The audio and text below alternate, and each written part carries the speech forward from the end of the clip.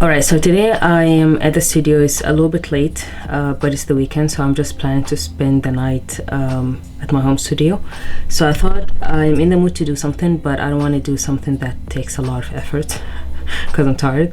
So I decided to do some pinch pots because this is one of the easiest things that I can do, and it's one of the first things that I've learned when I started learning about ceramics and clay. Yeah, so the first thing is that I like to keep my hands a little bit moist, not too moist, but kind of moist enough that the clay moves a little bit with me, or it's a little bit kind of more malleable.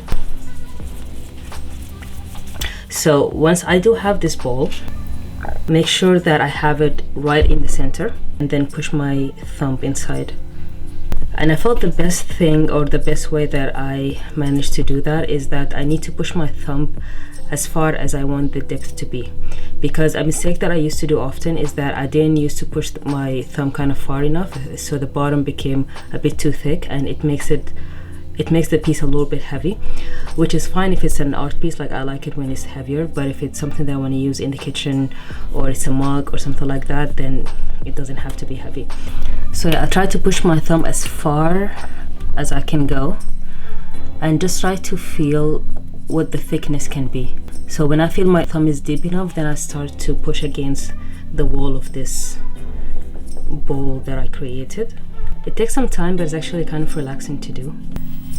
Apply even pressure all around. This way I'm just making sure that all the walls around are the same thickness at the bottom as well, and just keep pushing until the hole becomes wider. So now, like, you can see the hole is becoming wider and wider, and the more that I push, the wider it gets. So you can see now the walls are really thick, so the more I push, the thinner they get and the bigger the hole becomes, and then very slowly starts to take the shape that I want.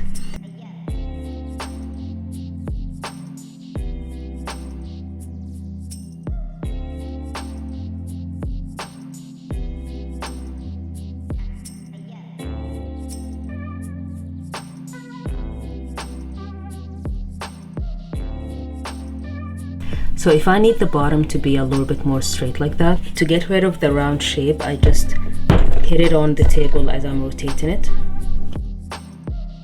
So I try to make them more 90 degrees. So it's one of those things that are just kind of easier to do rather than explain. I feel like I'm making it sound a little bit more complicated than it is. So as you can see, the cracks are becoming more prominent because they are expanding as I'm making it bigger. So what I do is take this wedge and just go over it like that. So as long as I'm not using a lot of water, and just applying a little bit of pressure until all these wrinkles are closed.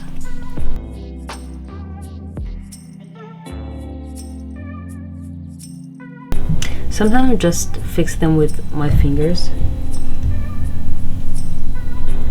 Press a little bit with some water and they start to disappear. And you can see now that the wrinkles are mostly gone. And I just keep pushing against the wall. This way the clay is not collecting in the corners, because this just makes it a little bit too heavy and difficult to use, or to put something that has a little bit of a base inside. Sometimes I like to slap it a little bit because it helps with, shock therapy. So I can find several uses for these pots.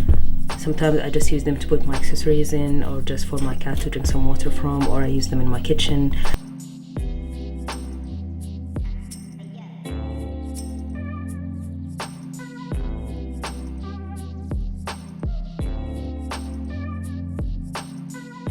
When I make them large enough, I just use them as plant pots. Pinch pots is also the perfect way for me to experiment with patterns or with drawing styles, etc. Usually I also use them as test pieces. So I just wanted to test out how will the glaze look diluted. Like, I just wanted to see if it can look like watercolor. I don't like the end result, honestly, so I need to experiment more, but I feel like pinch pots, because they're so easy to make, I can try different things. And I remember this is the first piece that inspired me to make the Gonad project. It looks a little bit more comic here. So yeah, I just make a pinch pot like that and just draw the face that I want on it, or the pattern or the color that I want to test, and it's just a more fun way for me to test things out and come up with different ideas for future projects, etc. I'm actually thinking of making them into candles because I've been loving candles a lot, and I've been making like my own candles, so I want to test them out as candles too.